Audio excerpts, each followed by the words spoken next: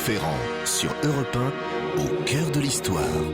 C'est devenu une habitude depuis quelques semaines. Les dimanches d'élection, le grand rendez-vous est remplacé par une édition spéciale d'Au cœur de l'histoire avec Franck Ferrand, bien sûr. Bonjour Franck. Bonjour Linda, bonjour à tous. Vous savez, je suis pas habitué, moi, à me lever de bon matin le dimanche. Eh bien, grâce à ces élections, je me rends compte que j'ai tort. C'est très agréable, surtout quand il fait très beau, comme aujourd'hui. Alors, nous n'allons pas parler de politique, évidemment, ce matin, mais nous allons tout de même consacrer cette émission au Palais Bourbon pour vous raconter quand est né cet incroyable édifice, pour vous raconter qui l'a fait construire et comment il a finalement pris cet aspect un petit peu sévère qu'on lui connaît aujourd'hui. Nous parlerons aussi de son petit frère, l'hôtel de Lassay, qui, vous savez, est aujourd'hui la résidence officielle du président de l'Assemblée nationale. Vous allez voir que tout ça est en vérité le fruit d'une belle histoire d'amour.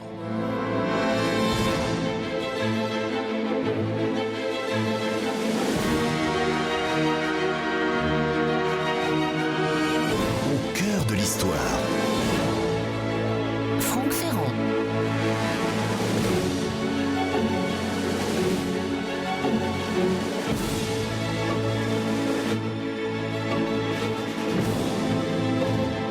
Tout commence, je vous l'ai dit, par une histoire d'amour. Alors, c'est pas un amour de jeunesse, non, disons plutôt une passion de la maturité, puisque lorsque ces deux-là se rencontrent, elle a déjà 37 ans, ce qui au début du XVIIIe siècle n'est plus vraiment jeune, hein, c'est le moins qu'on puisse dire, et lui, qui quand même est sensiblement plus jeune, a tout de même 30 ans. Alors, elle, c'est une princesse, un petit peu princesse de la main gauche tout de même, puisqu'elle est une des enfants que Louis XIV a eu en double adultère avec Madame de Montespan. C'est pas beau, ça. Je vous rappelle que ces enfants ont été légitimés par le Parlement de Paris. Ils sont devenus les enfants officiels. Ce sont des princes et princesses de la cour de France. Celle dont je vais vous parler s'appelait à sa naissance Mademoiselle de Nantes. Elle avait pour prénom Louise, Louise comme son père Louis XIV, Françoise comme sa mère, Louise Françoise. Elle a épousé un cousin du roi de la branche Condé, qu'on appelle à la cour le duc de Bourbon. Elle est donc connue dans le public comme la duchesse de Bourbon. Et lui, me direz-vous, lui est d'un milieu plus modeste. Il s'appelle Léon, il est colonel d'infanterie, Léon de Lassay. Il est le fils du marquis Armand de Lassay. Il porte lui-même le titre de comte. Sa mère était la fille d'un apothicaire de la Grande Mademoiselle. Vous voyez qu'on est d'emblée dans des destinées, dans des lignées, je devrais dire, qui ne sont pas tout à fait ce qu'il y a de plus classique. Alors on voit souvent ces Lassay, père et fils, à la petite cour des Condés. Vous savez qu'à cette époque, il y a un peu des cours dans la cour. Il y a la cour des Condés, la cour des Orléans, etc. On les voit souvent auprès des Condés, les Lassay. Léon a plu tout de suite à Louise Françoise, qui, je le précise, est alors une jeune veuve. Son mari, le duc de Bourbon, est mort pendant le terrible hiver de 1709. Vous savez, cet hiver extraordinairement froid. On dit que le vin à Versailles gelait dans les carafes. Quant à Léon, lui est marié à sa propre tante. Mais décidément, ça a nécessité une dispense spéciale du pape, bien entendu. C'est un mariage de pure façade, autant vous le dire, qui a été négocié pour des raisons d'héritage, de succession. En épousant sa tante, il récupérait toute une partie de l'avoir familial. Le jeune comte plaît aux dames, et surtout à l'une d'entre elles, une très grande dame, donc la fille naturelle et légitimée du roi, la duchesse douairière de Bourbon. Évidemment, c'est une liaison discrète. On peut même dire que c'est une liaison cachée, du moins tant que Louis XIV est encore en vie. Vous savez, du temps du grand roi et de son épouse morganatique, Madame de Maintenon, il fait pas très bon entretenir des liaisons, même si, après tout, la jeune princesse est veuve. Bien entendu, le très vieux monarque n'ignore rien de la vie amoureuse de ses enfants. Ses services de renseignement sont bien faits, mais il ferme les yeux et fait comme si de rien n'était. Et puis, à sa mort, en 1715, alors là, tout change. C'est comme une chape de plomb qui vole en éclats. La France respire, elle redécouvre la liberté, la joie de vivre, les plaisirs de ce nouveau régime qu'on va appeler la Régence. Que la fête commence, comme dit le titre du beau film de Bertrand Tavernier sur cette période de la Régence et sur ce personnage extraordinaire qu'était le régent Philippe d'Orléans.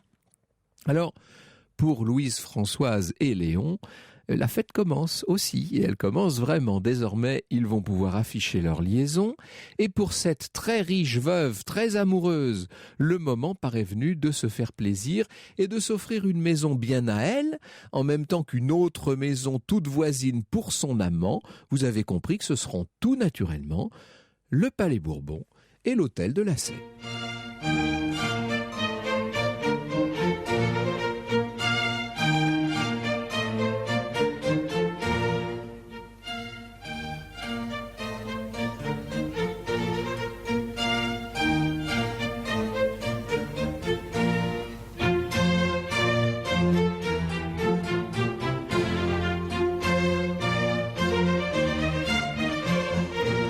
Petit extrait du Rigodon de Delalande. Allez, on repart tout de suite au cœur de l'histoire de la duchesse de Bourbon. Alors oui, Linda, je ne vais pas m'appesantir maintenant sur les acquisitions de terrain, sur les choix d'architecture, sur les détails de construction. Je vais laisser tout à l'heure au grand spécialiste de ces questions, Alexandre Gady, le soin de faire la lumière là-dessus. Laissez-moi plutôt suivre le cours de notre joli comte galant. Vous savez, c'est dans l'esprit de cette régence pleine de rigodons, comme vous disiez, d'arlequins, de champagne et de berceaux fleuris. On s'amuse sous la Régence à Paris. Il faut dire qu'on s'est bien ennuyé pendant toutes les dernières années du règne de Louis XIV. Alors, juste au passage, permettez-moi de vous dire, nous y reviendrons tout à l'heure bien sûr, que la construction de ces deux somptueuses résidences doit beaucoup à la spéculation qui, dans ces troubles années de la Régence, s'empare de la bonne société et s'en empare à l'instigation de ce banquier aventurier venu d'Écosse qu'on appelait John Law. Lui aussi, nous reparlerons de lui tout à l'heure. Alors, les deux amants ont décidé la chose suivante. La princesse cède au comte un terrain qui dépend de son futur palais, le terrain qui jouxte l'avenue des Invalides. Seulement, Léon exige que ce terrain reste dans la dépendance du palais, ce qui fait que plus tard, les enfants de Louise Françoise pourront réclamer l'hôtel de la Sey. Ça, c'est une clause qui va avoir des conséquences très importantes pour la suite, vous allez voir. « Faisons ainsi, a dit la princesse dans un baiser, puisque vous le voulez. » Et voici dès lors l'histoire cryptée, le petit conte à clé qui se met à courir dans les salons de Paris comme c'était à l'époque la mode. La princesse Roxane, a écrit un auteur anonyme, avait été gouvernée jusqu'à sa mort par Kodabindi. Kodabindi, c'est le fameux comte de la Sey. Seigneur persan de beaucoup d'esprit, fin courtisan, intrigant, sachant profiter de la faveur et qui en avait habilement tiré parti pour se faire une fortune considérable. Roxane ne décidait rien que par ses avis.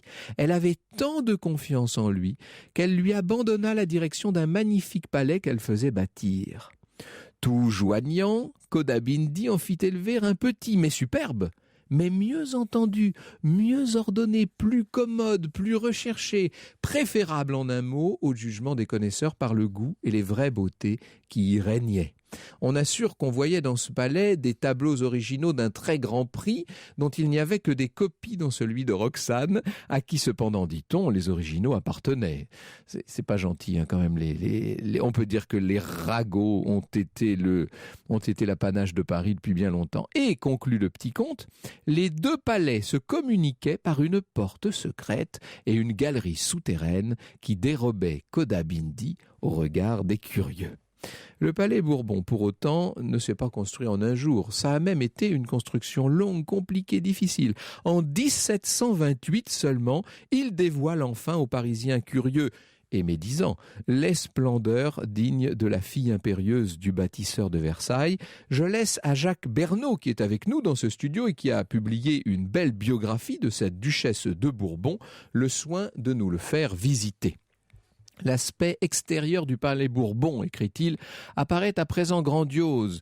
On est en 1728. Sur la rue de l'Université, une large porte ouvre à deux vantaux avec guichet, puis une colonnade formant demi-lune, couverte d'une terrasse de plomb. Ces deux pavillons sont affectés aux Suisses et officiers de la maison, ainsi qu'aux femmes de chambre. La façade est d'ordre dorique et ionique. De chaque côté de la porte se trouvent deux groupes de colonnes surmontées d'une balustrade de pierre avec corps de pilastres. Au-dessus de la porte du côté de la rue, un cartouche de sculpture avec support, solives et couronne porte les armes des Bourbons, tout de même, soutenus par 2 anges enveloppés de nuages. Mais c'est le long de la Seine que le coup d'œil est le plus remarquable, avec une terrasse qui longe le fleuve sur 72 toises. Cette terrasse fera beaucoup parler d'elle. Quant à la distribution intérieure, quant au luxe des appartements, c'est ce que nous allons découvrir dans un instant. L'histoire sur Europe 1, c'est avec Franck Ferrand. Et jusqu'à 11h, Franck Ferrand nous emmène au cœur de l'histoire de la duchesse de Bourbon. Voici le portrait que l'incorrigible Soulavie place dans la bouche du maréchal de Richelieu en décrivant cette duchesse de Bourbon tellement impossible. Fière, écrit-il, hautaine même, absolue. Aimant les brouilleries, l'éclat, l'appareil, le cérémonial, les bâtiments, elle venait à la cour et n'y était pas trop aimée. Nous allons essayer maintenant d'en savoir davantage sur cette princesse bâtarde et légitimée, la fille préférée de Louis XIV, dit-on. Et nous allons le faire en compagnie de son biographe, Jacques Bernot. Bonjour Jacques Bernot, merci d'être des nôtres. J'ai aussi demandé à notre ami Alexandre Gady de venir en ce dimanche matin. Personne, disons-le, ne connaît mieux que lui les hôtels particuliers parisiens. Et je suis certain qu'il va nous donner sur ces 2 hôtels, le Palais Bourbon et l'hôtel de la Sey, un certain nombre d'éléments méconnus. Bonjour à tous les deux donc. Bonjour. Alors je vais passer peut-être un petit peu vite sur l'enfance de celle qu'on appelait à la cour Mademoiselle de Nantes. N'oublions pas tout de même qu'à sa naissance, elle est le fruit d'un double adultère, puisque le roi est bien sûr marié à la reine Marie-Thérèse. Quant à Madame de Montespan, il y a aussi un monsieur de Montespan. Exactement. Alors Louise Françoise, puisque c'était ses prénoms, est née en 1673 et elle est née dans un drôle d'endroit pour une princesse, c'est-à-dire qu'elle est née à Tournai, alors que Louis XIV faisait la guerre.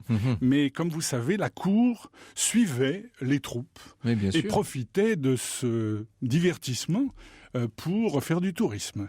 Donc, c'est Louis XIV qui le premier, profitons-en pour le dire, puisque vous dites ça, c'est Louis XIV qui le premier entraîne avec lui les dames de la cour. Exactement. Il commence d'ailleurs assez tôt dans le règne et ça devient presque une tradition, effectivement. On promène ces dames, alors pas vraiment sur le front, disons-le, mais en tout cas dans les zones de guerre. On les garde à une douzaine de kilomètres, voilà, mais elles peuvent entendre le bruit de la canonnade au loin. Le roulement du canon. Et donc, Madame de Montespan, qui est sa maîtresse à l'époque, suit la cour naturellement et elle est extrêmement enceinte, si bien qu'elle donne naissance à un enfant à Tournai, qui est une petite fille, mais on s'empresse bien entendu de ramener l'enfant très très vite à Paris, et on l'installe clandestinement, puisqu'il ne faut surtout pas que le marquis de Montespan sache, ni que la reine sache.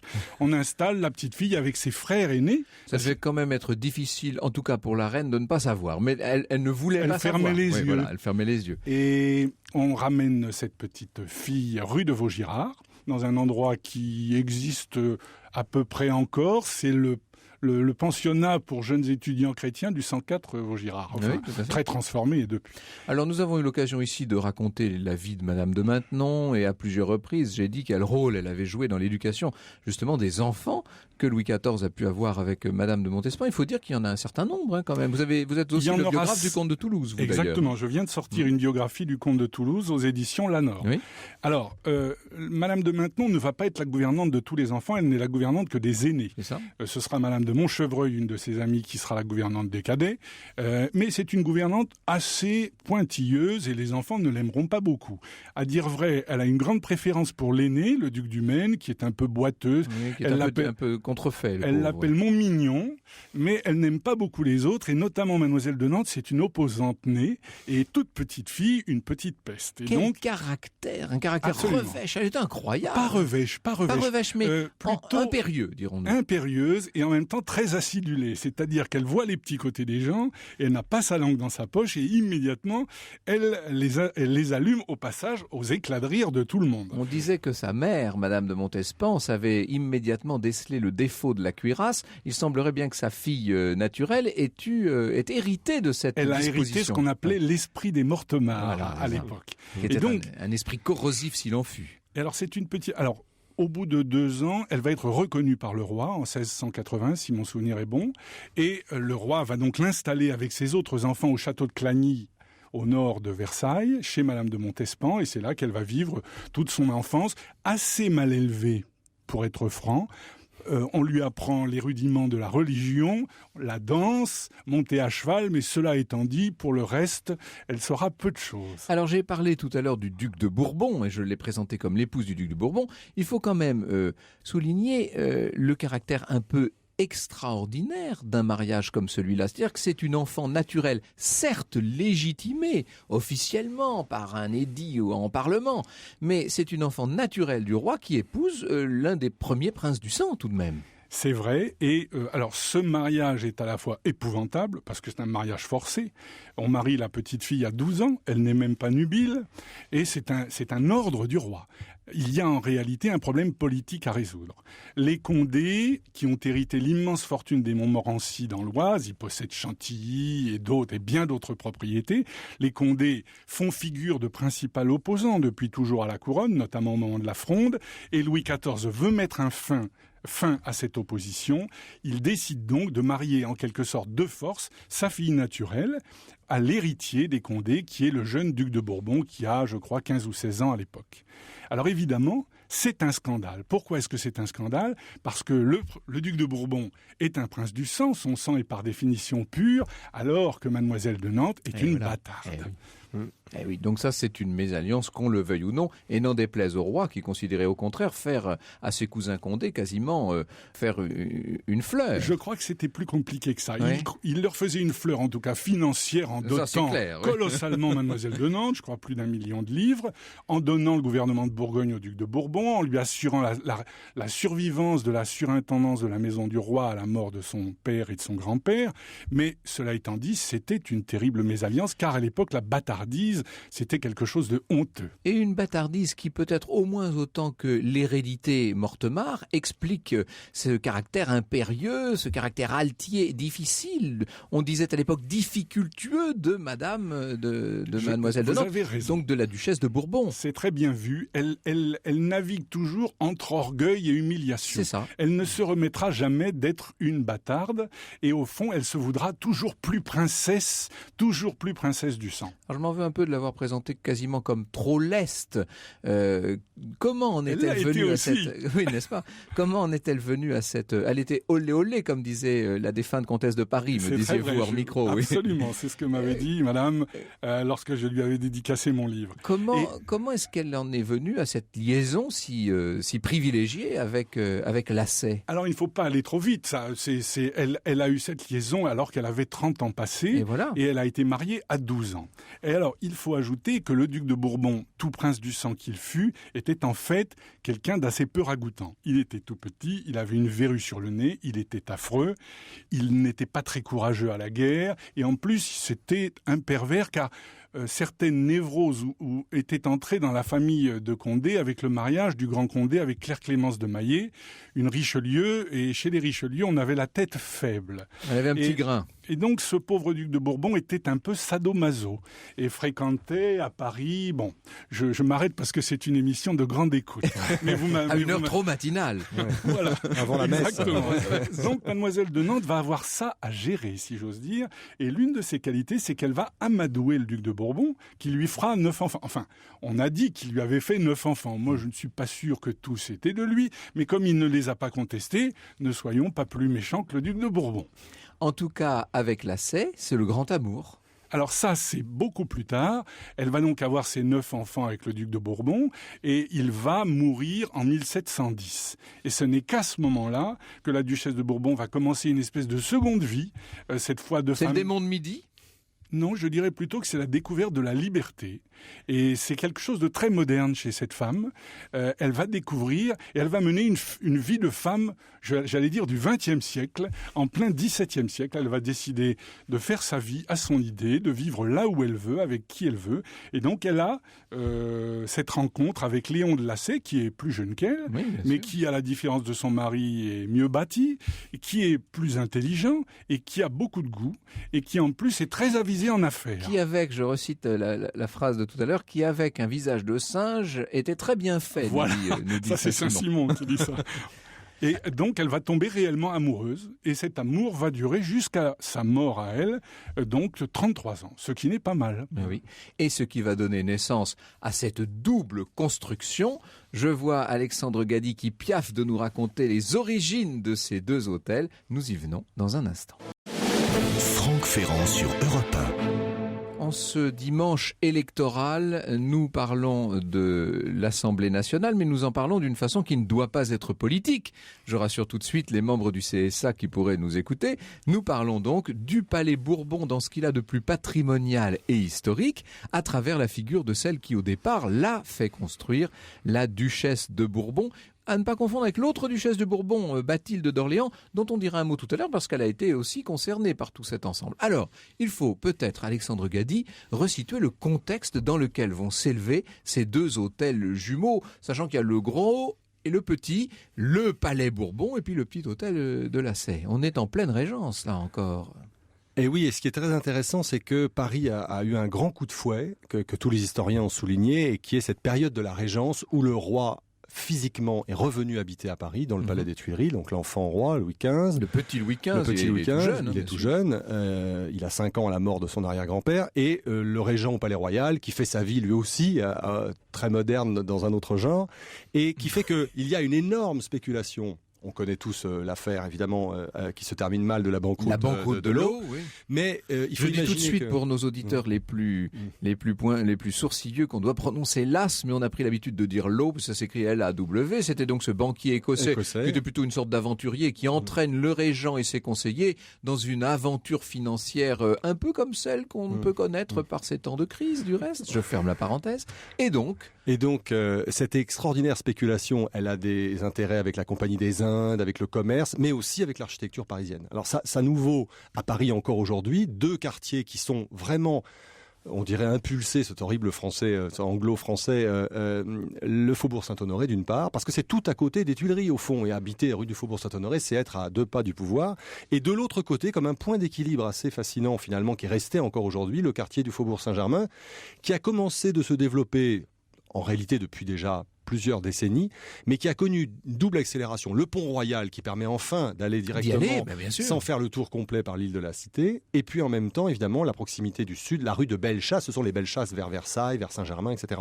Donc, pourquoi pas venir là? Et d'ailleurs, des petits malins... Est-ce qu'on peut parler d'une zone de spéculation? Oui, tout à fait, puisqu'il y a des petits malins comme l'architecte Germain Beaufranc, qui est un des grands et beaux architectes de cette époque, qui lui avait tout de suite repéré que bien avant la mort de Louis XIV, ça serait intéressant de venir là, et qui fait construire l'actuelle ambassade d'Allemagne, par exemple, ou l'hôtel de Gournay, qui est cette merveilleuse maison à Courreval, qui est au début de la rue Saint-Dominique, quand on est sur le pli du boulevard Saint-Germain. On est dans d'anciennes zones assez campagnardes qu'on est en train de lotir, tout simplement, mais de lotir de la façon la plus aristocratique et donc rentable possible. Absolument, et il y a d'ailleurs dans cette population des architectes, des notaires et un personnage intéressant qui est président au Grand Conseil, qui s'appelle le président Duret, François Duret. Et alors lui, il achète des terrains, il travaille, alors je le cite à dessein, vous allez voir pourquoi, parce qu'il travaille avec un architecte qui s'appelle l'Assurance, qui sera le premier consulté pour faire le Palais Bourbon et l'hôtel de la Sey. Et alors, ils font ensemble leurs petites affaires. Lui achète le terrain, il fournit l'argent, l'architecte fait d'autres avances, fait les plans, et on trouve un pigeon, on lui vend sur plan, exactement comme on ferait aujourd'hui.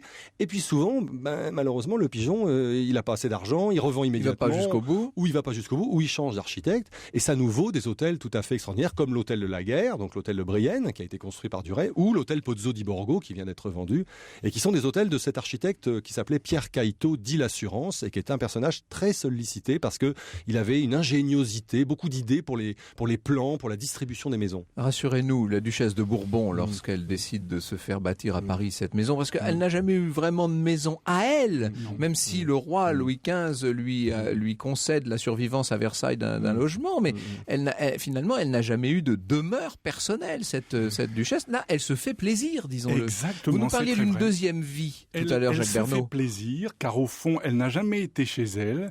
Elle était la femme du duc de Bourbon, elle était la châtelaine de Chantilly, mais elle ne l'a été qu'un an parce que c'était son beau-père qui possédait Chantilly avant. À Paris, elle logeait à l'emplacement actuel du théâtre de l'Odéon, lorsqu'elle venait à Paris, puisqu'il y avait là l'hôtel de Condé, qui a été démoli seulement au milieu du XVIIIe siècle.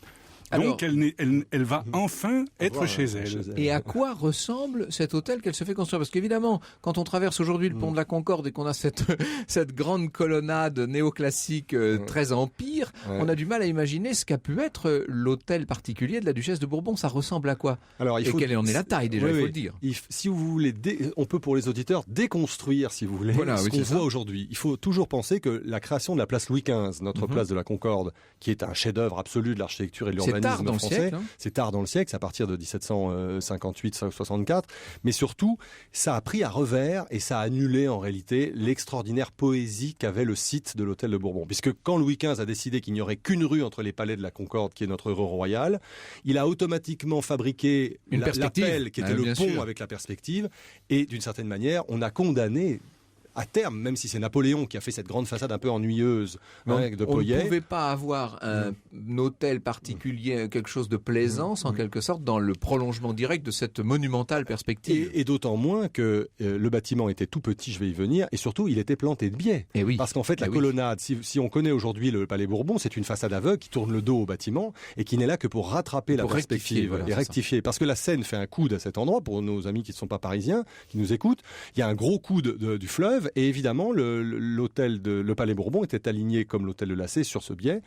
Et du coup, évidemment, on avait un bâtiment de travers. Alors, la caractéristique pour donner faire image, c'est le Grand Trianon. Parce que il y a une extraordinaire modernité au Grand Trianon voulu par le roi, ce bâtiment à rez-de-chaussée. C'est le roi qui a eu l'idée d'évider cette partie centrale liant les deux corps de logis et de faire à la place un grand péristyle antique. Déjà. Alors ça, c'est le coup de génie. Et c'est surtout le roi qui, pendant le chantier qui est pourtant très rapide du Grand Trianon, fait enlever la toiture qu'on a commencé parce qu'il trouve que ça, comme il dit, ça donne un air de grosse maison. Le roi a ce mot extraordinaire qui nous donne quand même une idée de son goût.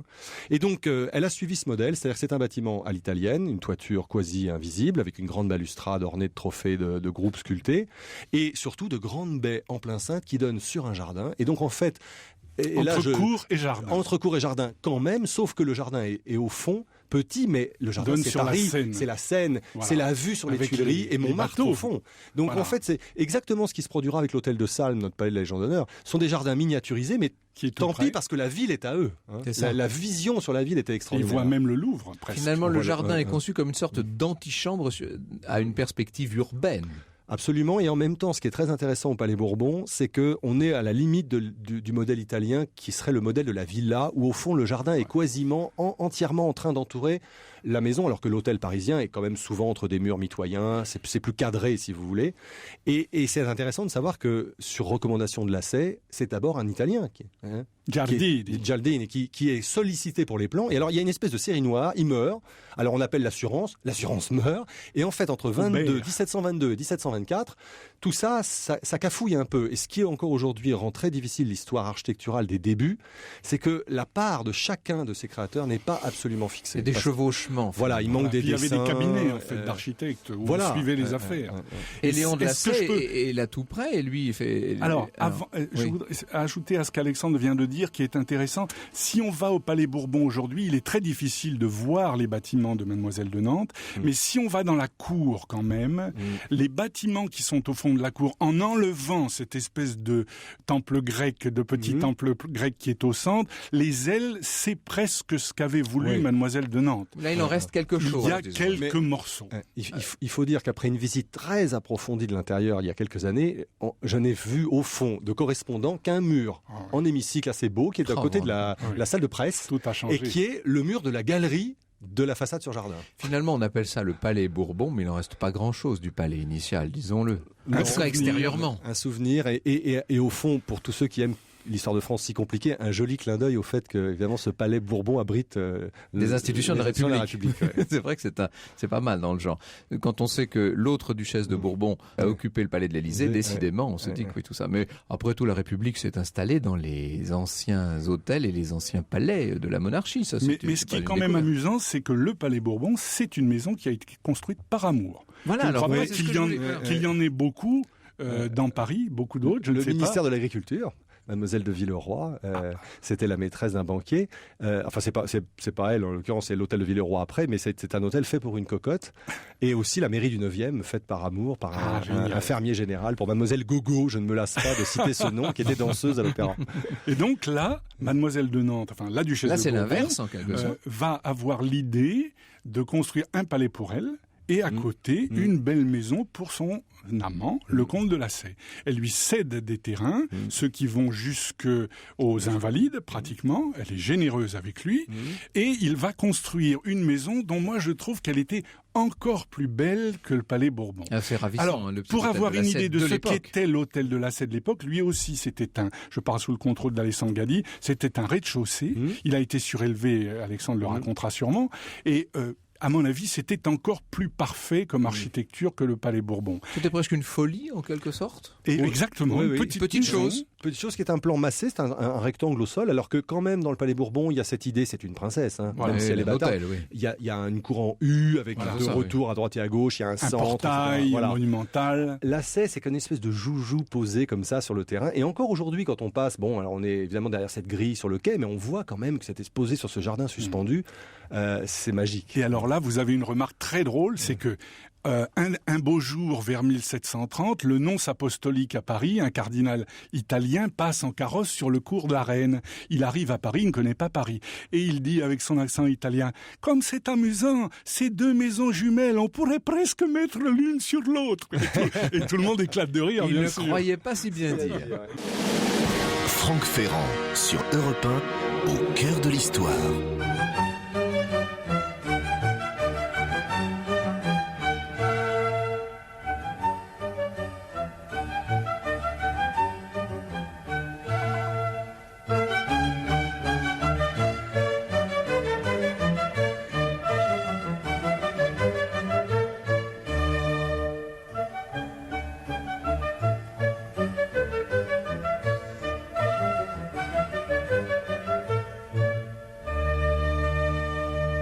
La bourrée de Cardenio à l'instant sur Europe 1 et on retrouve tout de suite Franck Ferrand qui raconte ce matin l'histoire du Palais Bourbon. Ravissant, sublime, idéal, ce palais Bourbon tel qu'il était au tout début du XVIIIe siècle, au moment de sa construction dans les années 1720-1730, a beaucoup changé, au point, nous disait Alexandre Gadi il y a quelques minutes, qu'il est devenu assez méconnaissable derrière les transformations qu'on lui a fait subir, dans le cadre d'ailleurs de l'évolution de toute cette zone de Paris, bien entendu, avec cette perspective qui naît à l'église de la Madeleine et qui enfile la rue Royale, la place anciennement Louis XV devenue place de la Concorde, et puis le pont de la Concorde jusqu'à ce qui est aujourd'hui l'Assemblée nationale. À côté, ce petit hôtel de Lassay, qui lui aussi a subi des transformations très importantes. Alors, c'est toute cette alchimie-là, c'est toute cette modification, j'allais dire progressive, non, finalement, assez brutale, que j'aimerais que nous abordions maintenant. Le Palais Bourbon, d'abord, subit le choc de la Révolution, disons-le. Voilà, alors il y a les phénomènes classiques, immigration, saisie, pillage, Il appartenait etc. toujours au Condé, il faut le dire. Alors, l'histoire va un tout petit peu moins vite. Oui, mais la radio va vite, elle. C'est vrai. La duchesse de Bourbon meurt en 1743 et à sa mort, c'est son petit-fils, le prince de Condé, qui hérite du palais Bourbon. Et le prince de Condé va aussi racheter aux héritiers du comte de Lassay l'hôtel de Lassay, si bien qu'ils vont être réunis dès avant la Révolution. Il les modernise et en fait vraiment une merveille. On voit passer dans les ventes publiques des meubles qui ont été au Palais Bourbon autrefois, qui sont tous plus beaux les uns que les autres. Et à la Révolution, le 15 juillet 1789, le lendemain de la prise de la Bastille, le prince de Condé émigre. En même temps que le comte d'Artois, etc. Voilà, et Madame de Polignac. Ils ne peuvent pas supporter le changement. Il émigre, il ne reviendra qu'en 1814. Pendant ce temps-là, la Révolution sera passée, qui aura décrété biens nationaux, aussi bien le Palais Bourbon que Lassay, et qui aura affecté au corps législatif, sous le consulat et l'Empire, le Palais Bourbon. Alors c'est curieux, pourquoi cette affectation aux députés d'emblée de cette maison-là et pas une autre ? Alors je crois d'abord à cause de la position géographique. On reste quand même dans l'épicentre de la Révolution. Il y a le jardin des Tuileries, la place de la Révolution avec les horribles... L'ancien manège où était donc la Convention. Convention. L'horrible place avec la guillotinade qu'on connaît. Et puis aussi parce que c'est un bâtiment énorme. Alors on l'a saisi, bien national. Donc c'est une très grande parcelle qui est isolée sur les quatre côtés. Que dans la phase qu'a décrit tout à l'heure notre ami, il y a eu beaucoup de travaux. Beaucoup de travaux de bâtiments qui étaient en fait la maison de Condé. Il y avait énormément d'officiers, etc. Donc tout ça, ça fait des bureaux tout près, si j'ose dire. Hein. Et on voit encore aujourd'hui que c'est un îlot complet. Hein. Et donc on décide sous le directoire d'installer les 500. Qui va devenir ensuite la chambre basse quand Napoléon créera le Sénat.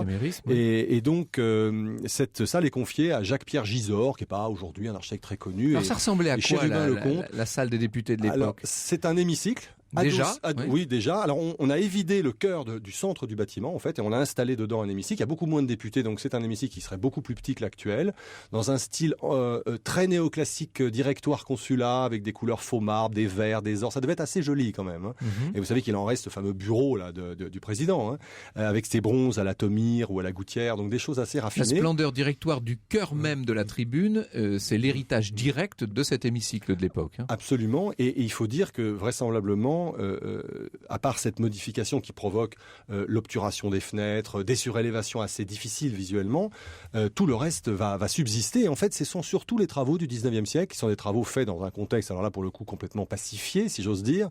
La restauration, pour Louis XVIII, qui est le vrai père du bicamérisme en France et du système tel que nous le pratiquons bicamérisme, aujourd'hui. c'est-à-dire deux chambres, une chambre haute, une chambre basse, voilà, puisque qui a longtemps été une chambre des pairs qui deviendra un Sénat, et puis l'autre qui est la chambre des députés, qu'on appelle aujourd'hui Assemblée nationale. Voilà, puisque c'est vraiment la Restauration qui a mis en place ce système d'une manière qui fonctionne. Alors sous l'Empire, c'est quand même une fiction, évidemment. Mais tout ça est un théâtre de parlement, oui. Voilà, tandis que sous ou Louis un XVIII, parlement de théâtre, comme on voudra. Il y a une vraie ambition, et du coup, le bâtiment pose problème, parce qu'il a fallu le rendre. Ensuite, il a fallu le louer, il a fallu le racheter. Bon, bref, il y a des allées et venues.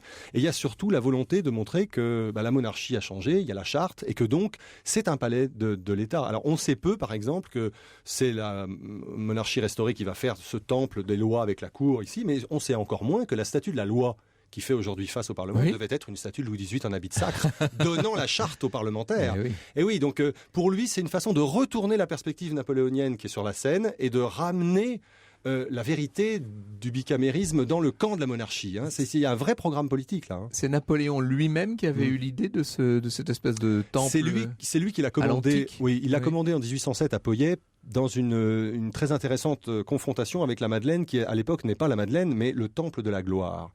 Et donc le pouvoir de Napoléon est entre les soldats qui sont morts pour la France, et donc surtout pour lui en l'occurrence, et le temple des lois. Mais vous savez ce que disait Napoléon, hein, mettez 20 personnes dans une pièce et vous avez 20 avis différents, donc les bavards comme il les appelait. Donc temple des lois, temple de la gloire, c'est le système qui doit faire une espèce de chaîne d'énergie entre les deux points. Alors ce grand hémicycle que nous connaissons, qu'on voit tous les soirs à la télévision. Alors ce sont les travaux de Jules de Joly, les grands travaux de Louis-Philippe et de Napoléon III, et qui ont doté le palais actuel de 2 espaces. Alors personnellement, si j'ose, on a dit qu'on faisait pas de politique. La salle n'est pas très spectaculairement belle à mon sens. Non, ça c'est pas de la politique, ça. Hein. Ça c'est pas de la politique. Mais en revanche, le grand chef-d'œuvre de ces années-là, c'est la bibliothèque. Ah, oui. La bibliothèque qui va être construite sur un ancien court-jardin le long de la rue de Bourgogne. Extraordinaire. Un vaisseau magnifique, voûté avec des coupoles, confié à Delacroix, qui va réaliser là un ensemble peut-être plus développé même encore qu'au Sénat, mais vraiment un ensemble qui aujourd'hui donne au Palais Bourbon, je trouve, une dimension patrimoniale absolument remarquable. Finalement, une des plus belles bibliothèques de Paris, qui pourtant un certain nombre. Une des plus belles bibliothèques du monde. Alors, pour revenir sur les avatars politiques du Palais Bourbon, donc à la Révolution bien nationale, affecté donc aux 500 corps législatifs sous l'Empire, et à la Restauration en 1814, tel un fantôme, le prince de Comté, qui est gâteux, revient quand même en France. Et on lui rend le Palais Bourbon. Il va reprendre le Palais Bourbon, mais il était inexploitable. Donc il le reloue immédiatement à la couronne pour qu'il reste le palais de la Chambre des députés. Et il va s'installer à Lassay. Il récupère l'hôtel de Lassay, il y meurt au bout de 4 ans, et c'est son fils, le duc de Bourbon, celui qui n'osera jamais porter le titre de prince de Condé, parce qu'il est le dernier, son fils, le duc d'Enghien, ayant été fusillé, qui va passer ces dernières années-là avec sa maîtresse, la baronne de Feuchères, qu'il installe dans un endroit que j'adore aujourd'hui, qui est l'hôtel, le petit hôtel, où les questeurs reçoivent encore aujourd'hui, qui est un bâtiment restauration absolument merveilleux, dans un état de conservation... Dans son jus, quasiment. Qui est magnifique, très bien meublé, magnifique. Et donc, on imagine bien la vie du dernier duc de Bourbon à Lassay. Alors, nous avons dit, lorsque nous avons traité ici l'énigme de Saint-Leu, que l'héritier du duc de Bourbon était donc le duc d'Aumale, un des enfants de Louis-Philippe, et c'est le duc d'Aumale qui beaucoup plus tard, va faire don de cet hôtel de la Sey pour y loger le président de l'Assemblée, en fait. Exactement. En 1830, le duc d'Aumale hérite du duc de Bourbon qu'on a retrouvé étranglé à une fenêtre du château de Saint-Leu. Et le duc d'Aumale, qui a des dettes colossales à régler au titre du duc de Bourbon, va vendre l'hôtel de la Sey pour se créer des liquidités et il le vend à l'État et pour y installer le président de la Chambre des députés, ce qu'il est resté jusqu'à aujourd'hui. Avec des modifications considérables à l'époque où le président en question s'appelle Morny. Donc le demi-frère de Napoléon III, qui fait là des transformations assez sidérantes. Alexandre Gady. Un étage entier, la grande galerie avec les tapisseries. Avec l'hôtel de la Sey d'aujourd'hui, c'est un hôtel Second Empire. Oui, c'est très vrai. Oui. Alors attention, quand on pousse certaines portes au rez-de-chaussée, il y a encore les décors faits dans la deuxième moitié 18e pour le prince de Condé. Il y a des choses assez belles, mais c'est vrai que l'ensemble, même après la grande restauration d'il y a une dizaine d'années, c'est quand même plutôt Napoléon III. Je sais qu'il nous reste peu de temps, mais il faut que vous nous parliez de ce plafond de Calais. Ah oui, il y a une histoire merveilleuse et on va tous en profiter. Au printemps 2013, le Louvre va ouvrir les nouveaux espaces des arts décoratifs qui sont en cours de travaux. Ça va être somptueux, ça va être extraordinaire. Extraordinaire. Et il se trouve qu'on va remonter une coupole peinte par le peintre de Louis XVI Calais. Qui avait fait son grand portrait de Sacre. Absolument, qui est une petite rotonde, enfin une pièce en rotonde, qui se trouvait dans un petit bâtiment supplémentaire qu'on n'a pas évoqué, qu'on avait rajouté en 1770 dans le jardin. Encore un but de promenade, un petit hôtel supplémentaire. Et donc Calais avait imaginé une sorte de coupole avec des dieux, des ciels, des choses très très belles. Cette coupole a été sauvée au moment où on a détruit le petit pavillon pour agrandir le ministère des Affaires étrangères, mise, elle a voyagé dans le commerce de l'art. Göring s'en empare et la vole pour l'emmener en Allemagne. Encore une fois, c'était le grand captateur des œuvres d'art. Absolument. Elle est retrouvée à Berlin par un conservateur du Louvre acharné qui sait que cette coque, elle a été découpée en morceaux, parce que vous imaginez, c'est une grosse coque d'architecture. Eh bien, cet ensemble est en train d'être restauré. Il sera remonté et sera le plafond d'une des nouvelles salles de l'art décoratif de Louvre. C'est une très très belle histoire, je trouve. Et elle était où, cette coupole, exactement ? Alors, elle se trouvait dans l'aile sur le jardin vers la Seine de ce petit bâtiment en U qui serait aujourd'hui le long de l'esplanade des Invalides, si vous voulez. Merci infiniment, Alexandre Gady. Je rappelle, parmi toutes vos publications, et notamment ce très beau catalogue sur l'expo des hôtels particuliers parisiens, je rappelle votre livre sur Versailles qui vient de sortir, qui présente ce grand album magnifique, la particularité de n'être illustré que de documents d'époque. C'est tout à fait splendide et c'est publié aux éditions Le Passage. Au Passage. Et puis, alors, de Jacques Bernot, 7 Mademoiselles de Nantes, fille préférée de Louis XIV, publié chez Nel, aux nouvelles éditions latines. Donc ça, c'est le personnage dont nous venons de parler. Et puis, son petit frère, le comte de Toulouse, amiral de France et gouverneur de Bretagne, que vous avez publié chez Lanor. Vous êtes donc un spécialiste des enfants de Louis XIV et de Madame de Montespan. Merci beaucoup à tous les deux. Nous nous retrouvons évidemment demain, mais cette fois à notre horaire habituel, à 13h15. Il vous reste quelques heures encore pour aller voter. Je vous souhaite une bonne fin de week-end. Merci Linda. Et merci à vous surtout. On vous retrouve demain, Franck Ferrand, à partir de 13h sur Europe 1. Dans un instant, il n'y en a pas de comme elle. Il n'y en a pas de comme elle. Il n'y en a pas de comme elle. Il n'y en a pas de comme elle. Il n'y en a pas de comme elle. Il n'y en a pas de comme elle. Il n'y en a pas de comme elle. Il n'y en a pas de comme elle. Il n'y en a pas de comme elle.